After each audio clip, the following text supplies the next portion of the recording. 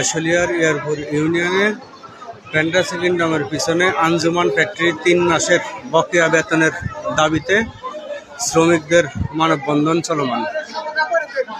আমরা জানতে পারছি এখানে গত ডিসেম্বরে শ্রমিকদের হাফ বেতন দিচ্ছে, জানুয়ারি, ফেব্রুয়ারি, মার্চ 3 মাস ধরে শ্রমিকদের বেতন দিচ্ছে না এই আঞ্জুমান গার্মেন্টস কর্তৃপক্ষ।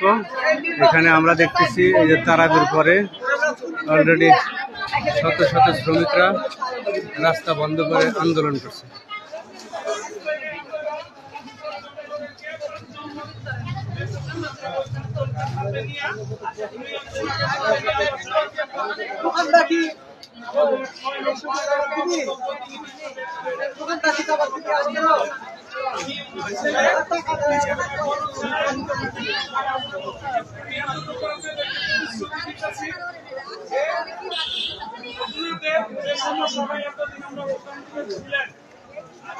যতটুকু সম্ভব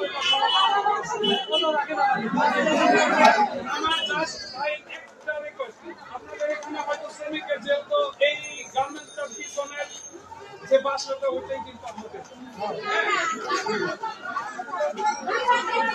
তাহলে যেহেতু আপনারা আমার বাবাকে চিনেন, আমাকে কিছু লোক আছে যারা ইয়াং বয়সে তারা হয়তো আমাকে চিনেন, এতটুকু বিশ্বাস রাখতে পারেন আমি এটা সুষ্ঠু সমাধান করব। আমি একটা রিকোয়েস্ট করবো আপনাদের যেমন আমি কাজ করবো, আপনাদের সাথে যেমন আমি কাজ করবো, এই যে